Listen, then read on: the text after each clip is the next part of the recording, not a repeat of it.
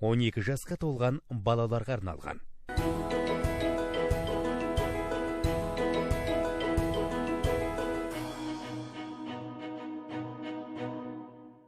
Қайырлы таң, қымбатты көрермен, жұма күні игі істермен жақсылықтарға толы болсын. Бүгінге жоспарлаған істеріңіз жүзеге асып, күндеріңіз сәтті өтсін. Бүгін әлем жастарының басын қосатын ерекше күн, халықаралық жастар ынтымақтастық күні. Шекарадан тыс достықты нығайтып ортақ мақсатқа ұмтылған бүгіннің мерекесі. Болашақ білімді де белсенді жастардың қолында. Жастар қоғамның қорғаушы күші. Ал біріккен жастар үлкен өзгерістердің бастауы. Бұл күн идея мен арманы ортақ жастардың бір-біріне қолдау көрсететін күні. Дұрыс айтасың, әріптес, осындай әдемі көңіл күймен керемет ән тыңдап көрермендерімізді оятып алсақ. Әрине, ендеше кезде ұйқашарда бізбен бірге билеп, көңіл күйді көтеріп алыңыздар. Әсел, біздің арна бұрын соңды тарихта болмаған жаңа жоба телеарна күні Маңғыстау ауылдарында деген жобаны қолға алғаны қандай жақсы болды, я? Дұрыс айтасың, Мағжан, өлкеміздегі ауылдар неткен керемет еді шіркін, я? Керемет. Біздің қалалық көрермендеріміз шалғайға қоныс аударғандары бар, барлығы туған жерін көріп мәз болғаны рас. Бостан құмның етегі жайқалған бақтың ортасы. Бұл төрлетіңіз хабарының ұштағандағы студиясы алдымен студияға ауыл ақсақалдары қонаққа келді. Ал саябақтағы екінші студиядан тікелей эфирге ауыл мектебінің үздік оқушылары мен ұстаздары қосылды. Сондай-ақ ауылдың қолөнер шеберлері де осы студия төрінен табылды. Бір 7 ғана түйін бар, бір 6 ғана түйін бар, көрмеге тігіп жүрген 7 ғана түйін бар. Тіпті ұштағандағы мектепті осыдан 41 жыл бұрын бітірген мектеп түлектері де көшпелі студияның қонағы болды. Егіздері көп ауыл ретінде танылған ұштағанның егіздері де арна журналистеріне сұхбат беріп үлгерді. Бала кезімізде мектеп оқыған кезде балдыр әртүрлі айыратын еді. Мұғалімдер кішкене әзілдеп, аттарға маңдайларын жазып қойыңызшы деген сияқты басып. Ауылға барған арна басшылары ауыл ақсақалы Жақсылық Сәдуақасұлының шаңырағына барып, үлкендерге сәлем берді. Арнамыздың көрермендері ауылға келген ұжымға қош келдің айтып, сапарға сәттілік тілеп ақсақал батасында берді. Жалпы Қазақстан бойынша телевидениеде мұндай болған жоқ. Ауылдан бүкіл бір хабардың тікелей эфир тарату. 1,5 сағат бойы ауылдан хабар тараттық. Ал аралайық хабары ауыл ішін аралап, тұрмыс салтын, өмір жайымен жақынырақ танысып таспалады. Арнаның ауылға баруы әсіресе ауыл балалар үшін үлкен мейрамға айналды. Арна тілшілері балаларға арнап ашық микрофон ұсынып, ауылдың егіздерін жинап, олардың аналарымен бірге түрлі ойындар ойнап, сыйлықтар таратты. 2 күн сабақ, 5 күн демалыс болып қоятын едім. Ауылдың тыныс тіршілігін түсірген аралайық ұжымы балғаймақ қайнатты, қия аударды, қой кезектен малды күтті.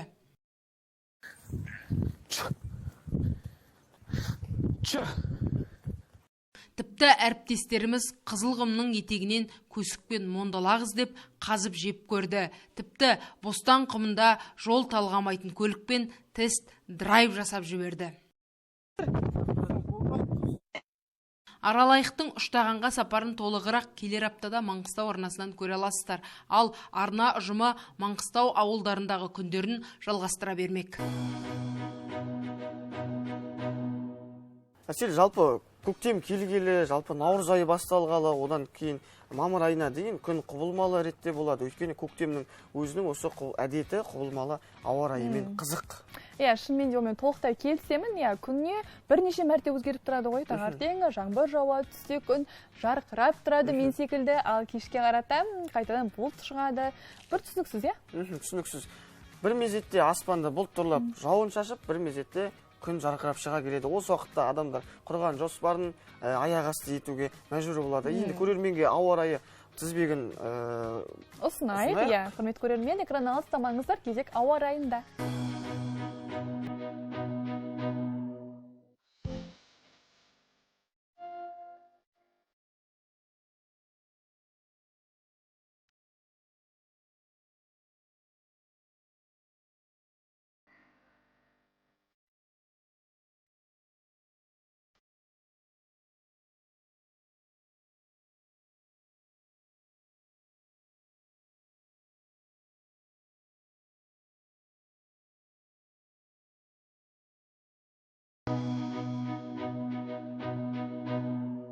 Жастардың ынтымағы мен ауызбіршілігі маңызды өзекті мәселе ғой, Әсел. Қашанда күн тәртібінен түскен емес.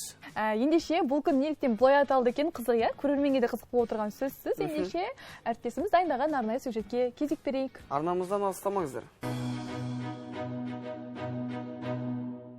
Жастар қоғамның қозғаушы күші, елдің ертеңі, ал сол жастардың бірлігі мен ынтымақтастығы кез келген мемлекеттің дамуының берік негізі.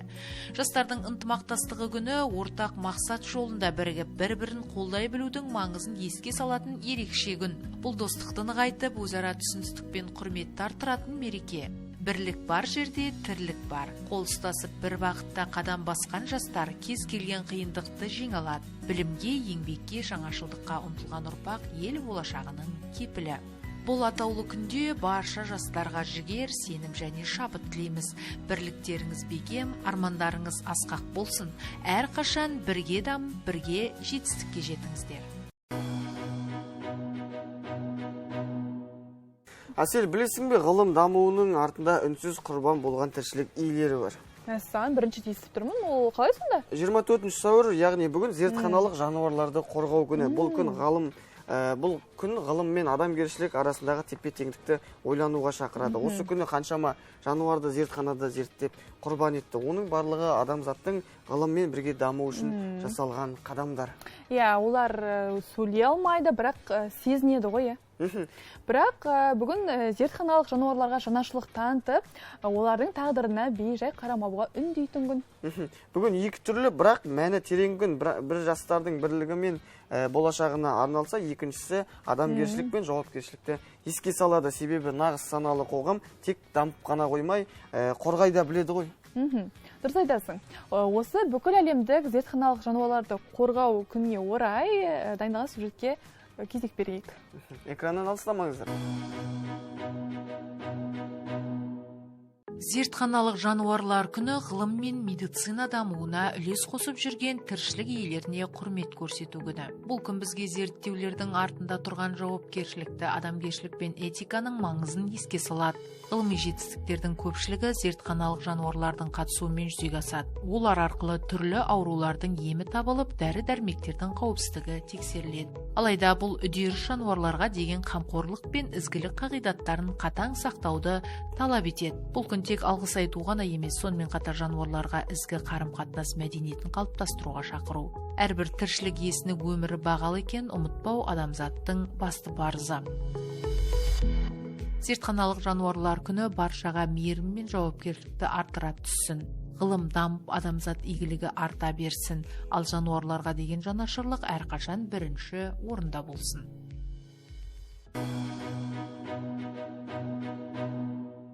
Мағжан, біздің арнамызда өтіп жатқан ең көне жәдігер акциясын білесің ғой, иә? Білемін. Бұл акция біздің өлкеміздегі ең көне жәдігерге іздеу жариялайды. Құрметті көрермен, сізде өзіңізді сақтап жүрген бірнеше жылдық тарихы бар ерекше дүниелер болса, бізге ұсыныңыздар, біз сіздерді эфирде көрсетіп, халыққа таныстыратын боламыз. Біз ол көне жәдігерді өзімізге алып қалмаймыз, тек оны барынша көрерменге паш етіп жариялау мақсатында. Қалай хабарласу керек, кімге байланысқа шығу керек, оны толығырақ келесі сюжеттен біле аласыздар. Балымхан Жұмабаева Қызан ауылының тумасы. Бүгінде 70-тің 5-еуіне келген ақжаулықты ана бала кезде үйренген қол өнерінің арқасында біраз дүние жасаған. Осыдан 50 жыл бұрын Ақшымырау ауылына келін болып түскен ол, енесінің ұршығын көненің көзі деп сақтап келеді. Басын сүйектен жасапты ғой. Сүйек бас мынау ұршық дейді. Мыналарды да бәрінде ұршықпен иіріп жасайды ғой. Жүнді ұршықпен иіреміз. Сосын оны ширатамыз, бояймыз. Сосын бояғаннан кейін мынандай қылып құрамыз. Мыналар сыңар мүйіз дейді, екі беті бірдей шығады. Жаңа бізге шешеміз айтатын, осыны білген адам шебер болады, бәрін жасайды дегенге біз жаңа мынаны мен өзім 5-ші класс оқып жүргенде үйреніппін. Балымхан әжейдің үйінде 70 жыл болған шәйнек те бар. Соғыс уақытында атасы сарбаздарға жылқысын сайлап баптауға көмектесіпті. Сол еңбек үшін бірнеше ыдыс берілген. Ыдыс аяқ ол уақытта жоқ қой, сонда бір шәйнек, мына шәйнек, сосын қазан, табақ сондай әкеліп беріпті. Содан ұстап келатқан, бұл да енді әрдегі зат. 6 баланы өмірге әкелген Ақшымыраулық тұрғын шебер ретінде көпке танылған. Өз қолымен жасаған ағаш үй жабдықтарын күтіп ұстап, дәстүрлі өнер жөнінде білгенін кейінгі ұрпаққа айтып отырады. Еске салайық, Маңғыстау телеарнасында ең көне жәдігер акциясы жарияланды. Егер үйіңізде тарихы терең, ерекше бұйым болса, бізге хабарласыңыз. Мақсатымыз оның сыры мен шежіресін көпшілікке жеткізіп таныстыру. Ал ең көне жәдігер иесіне ерекше сыйлық табысталады. Маңғыстау телеарнасында жаңа акция «Ең көне жәдігер». Біз тарихы терең бұйымдарды іздейміз. Маңғыстау аспан астындағы мұражай ғана емес, ерекше ұлттық жәдігерлерді көздің қарашығындай сақтап келген өңір. Біз осы жәдігерлерді бүкіл елге таныстырамыз. Сіздің үйде тарихы терең ерекше бұйым бар ма? Көрермендер, менде мынандай 2 ғасырлық сырға бар. Сіздерде не зат бар? Бар заттарыңызды шығарыңдар, көркізіңдер балдарға.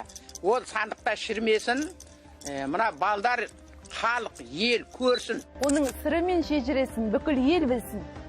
Бізге хабарласыңыз. Біз жәдігерді тек түсіріп аламыз, бұйым өзіңізде қалады. Ал ең көне жәдігер иесіне ерекше сыйлық бар. Қатысыңыз, хабарласыңыз. Маңғыстау телеарнасында тарихты бірге жаңғыртайық. Әртес, жалпы әлемде түрлі дүниелер күнде шығып жатыр, бірақ та олар қанша жерден бізді таңғалдырып, түрлі жаңалық шығып жатса да, осындай біздің көне жәдігерлеріміз әрқашан трендте, олардың өзіндік алатын орны бар, ерекше деп айтсақ та болады.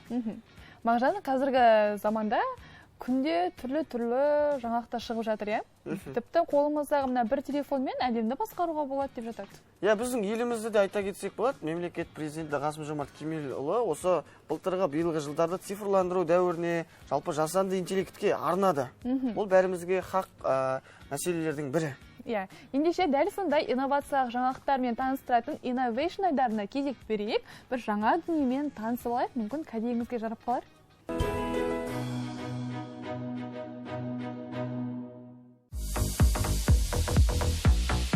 Цифрлы технологияның өте тез дамығандығы соншалық қаншамасын сізбен біз көріп, танысып үлгере алмай жатырмыз. Ендеше кезекті инновациялық технологиялармен бірге таныс болайық, арнадан алыстамаңыз. Әйнекке шыныларға жапсырылатын осындай жапсырмалардың қазір түрі бар. Алайда мынау тіптен бөлек, өйткені басқару құралы арқылы оны түссіз түрден күңгірт түріне дейін ауыстыра аласыз. Керемет қоя, бір батырманы басу арқылы түсін өзгертесіз. Бұрынғыдай жапсырып, өлшеп, әлекке қалмайсыз. Инновациялық технология қалай дамуда?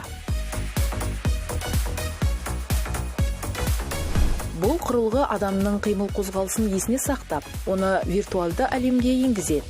Қимылды дәлме-дәл тіптен бет әлпетке дейін ұқсатып береді. Ал аватарды санаулы секундтың ішінде жөндеп бере алады.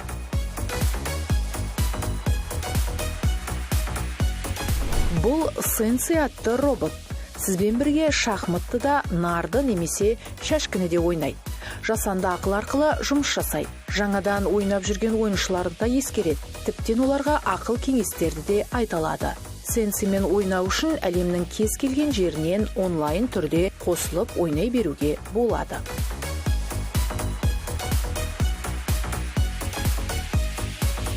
Бүгінге осы әлемдегі инновациялық жаңалықтардан құр қалғыңыз келмесе, Innovation'ды өткізіп алмаңыз.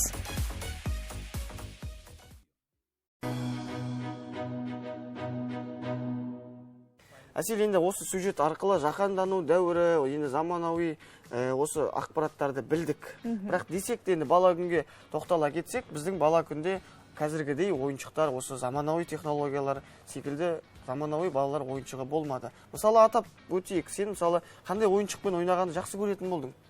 Енді жаңа өзің айтып өткендей, мен кішкентай болған кезде ондай көп ойыншықтарға таңдау болған жоқ. Әрі кетсе қуыршақ болды. Онымен қол ұсталамын. Оны біз қолдан жасаған бұйымдарды ойыншық қылатынбыз. Және қуыспақ, жасырынбақ деген секілді ойындарды жиі ойнайтынбыз.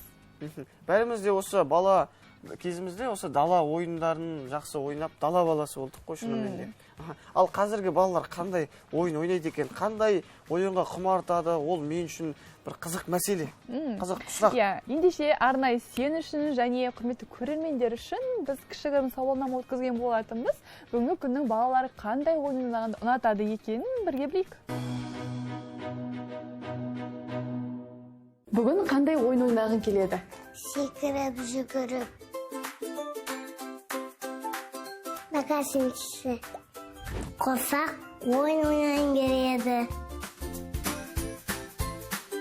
Қандай ойын ойнағың келеді? Отақ ойын, футбол. Стоматолог. Қамысық. Қалай? Қолмасақ.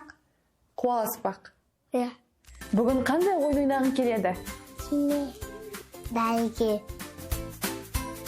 Ою. Қожақпен ойнаған жақсы көрем. Рокс. Сақыжа тастамақ.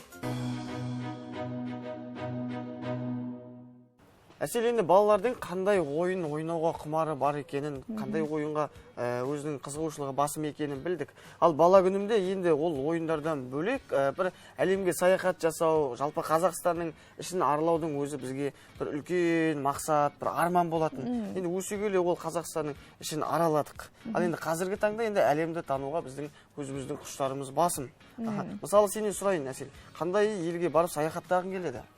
Мысалға, мен Европа елдеріне барсам деймін. Сол жақтың мәдениетімен танысу. Әрине, мәдениетімен, табиғатымен, ол жақтағы халық қалай өмір сүреді екен, қандай қызықтар бар, соны да білгім келеді. Жалпы бір елге барған, ол бір үлкен кітап оқығанмен бірдей деген ақпараттар, жалпы тәмсілдер бар, философиялық. Ал ендігі кезекті осы әлемді таны айдарына беріп, бізде бір кітап оқығандай болайық, қызықты ақпараттарға қанық бол. Құрметті көрермен, әлемді тану үшін міндетті түрде сол елге бару міндет емес. Осылай біздің арнайы сіздер үшін дайындаған әлемді тану айдары арқылы бір елмен танысуға мүмкіндік бар. Ендеше бізбен бірге болыңыздар. Скандинавия елдеріндегі суық климатқа деген көзқарас ерекше. Мектепті жаратылыстану сабақтары Гринвичтің шығысындағы бойлақты есептеуге емес, ауа райына сай киінуге көбірек көңіл бөледі. Мектепте және балабақшада балалар әрқашан таза ауада серуендейді, немесе үлкен үзіліс жасайды. Олар балаларды жазаламайды. Барлық Скандинавия елдерінде айғайлау немесе ұру секілді жазалау түрлеріне тыйым салынған. 1979 жылы Швеция ата-аналарға балаларын жазалауға тыйым салған әлемдегі ең бірінші ел атанды. Бұл негізінен Астрид Лингбердің бейбітшілік премиясын алған кезде сөйлеген әйгілі сөзінің арқасында болды. Жазушы барлық елдердің ата-аналарын тәрбиелеу әдістерін қайта қарауға шақырды. Швед немесе фин тілінде жаман бала деген тіркесті естімейсіз.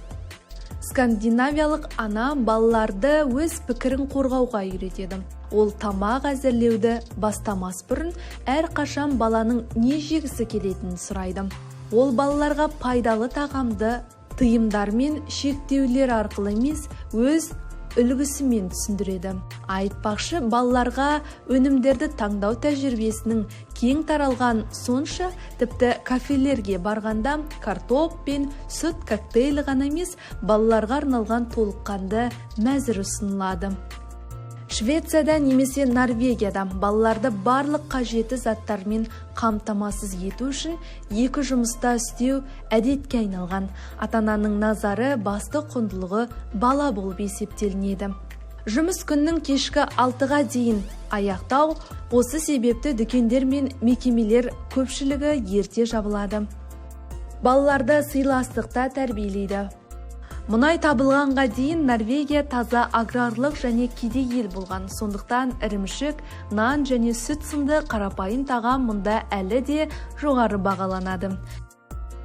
сән салтанат түсінігі ақшамен емес, демалыс күндері жазғы үйіңізге барып, демалып, тыныққаныңызбен бағаланады. Таза ауа, табиғатпен байланыс жоғарғы өмір сүру деңгейінің басты критерийі болып саналады. Сонымен қатар скандинавиялықтар үшін болашақ ұрпақты сыйластық пен әлеуметтік теңдікті үйрету өте маңызды. Әсел, енді осындай керемет мемлекеттерге бару үшін әр елдің жалпы әуежайы ыңғайлы, жалпы қолайлы болу керек, жағдайы жасалған. Солай емес пе? Шынымен де бұны толықтай келісемін. Мысалға біздің Ақтаудың әуежайы өте әдемі, тіпті шетелдіктер келіп таңғалған екен. Солай ма? Ал біздікінен де әдемі әуежай бар, оны білесің бе сен? Бұл қай мемлекетте? Әлемдегі ең әдемі әуежай ол Чанги әуежайы. Бұл әуежай Сингапурда орналасқан. Бұл жақта сарқырама, түрлі жануарлар барлығы бар. Тіпті кейбір адамдар бұл жерге ұшу үшін емес, жай ғана қыдыру үшін де келеді екен.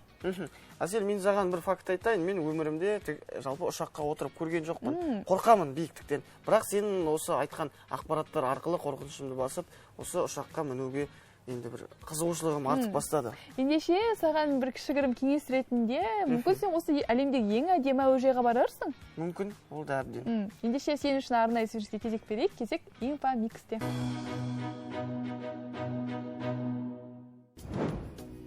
Әлемдегі ең әдемі әуежайды білесіз бе? Әлемдегі ең әдемі әуежайлардың бірі ретінде жиі аталып жүрген Чанги әуежайы. Бұл әуежай Сингапур елінде орналасқан және тек көлік хабы емес, нағыз демалыс орнына айналған. Мұнда әлемдегі ең биік жабық сарқырама бар. Тропикалық бақтар, көбелек бағы, кинотеатр, бассейн және тіпті сауда орталықтары орналасқан. Чанги әуежайы бірнеше жыл қатарынан әлемнің ең үздік әрі ең әдемі әуежайы атағын алды. Бұл жерге адамдар кейде тек ұшу үшін ғана емес, арнайы қыдырып көру үшін де келеді. Құрметті көрермен, бізге берген уақыт та өз мәресіне жеткен секілді. Себебі қоштаспаймыз, тек келесі жүздескенше дейміз. Бізбен бірге болған әр көрерменге айтар алғысымыз шексіз. Әр таңда Маңғыстау арнасы қосулы болсын. Сау болыңыздар.